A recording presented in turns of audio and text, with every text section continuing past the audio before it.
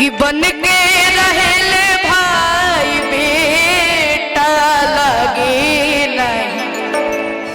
अरे हौवनी नेता और जितने भी लोग खड़े हैं आप सभी से आग्रह है कि आप सभी बैठ जाइए कि हौवनी नेता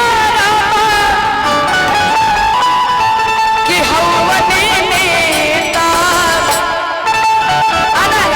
कि बन के रहेले भाई बेटा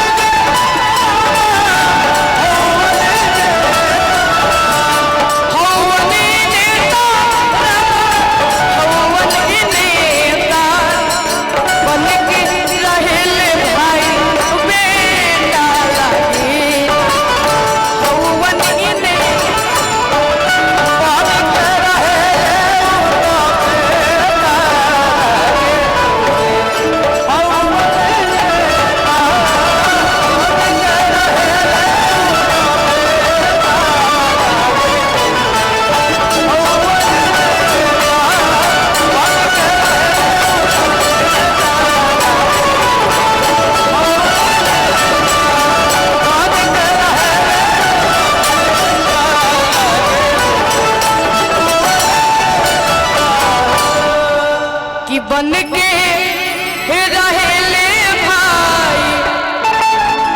बेटा लगे ना अरे हौवनी नेता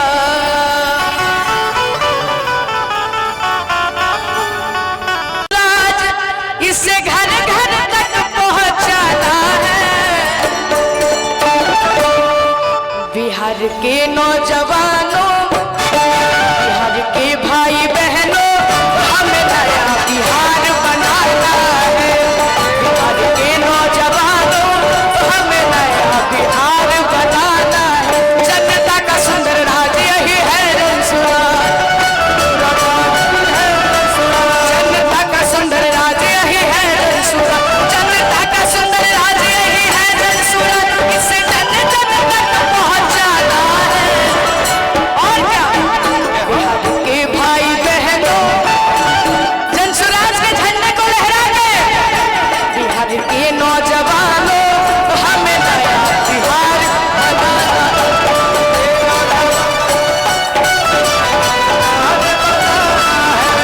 भाई बहनों हमें नया बिहार बनाना है जनता का सुंदर राज यही है जनसुराज जनता का सुंदर राज यही है जनसुराज जनता का सुंदर राज यही है जनसुराज इसे जन जन तक पहुंचाना है बिहार के बदलाव खातिर अपना परिवार के भविष्य खातिर अपना लड़कन के भविष्य खातिर बिहार के नौजवानों बिहार के भाई बहनों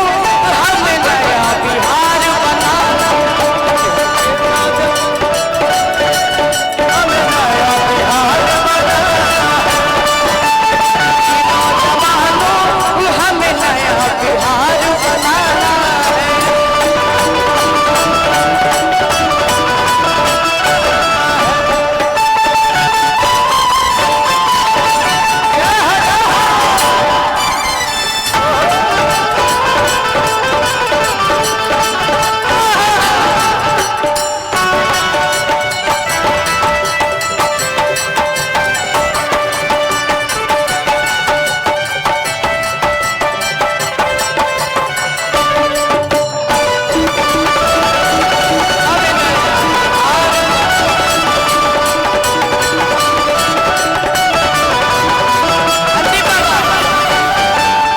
अभी हम एक जगह की सभा देख ले रहे हैं बिहार बदलाव सभा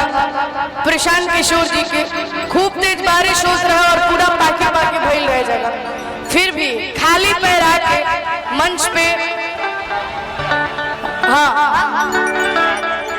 प्रशांत जी का आगमन हम सबके बीच हो गया है बस 1 से 2 मिनटों के अंदर वो आप सबके बीच आने वाले हैं अभी अभी प्राप्त सूचना के अनुसार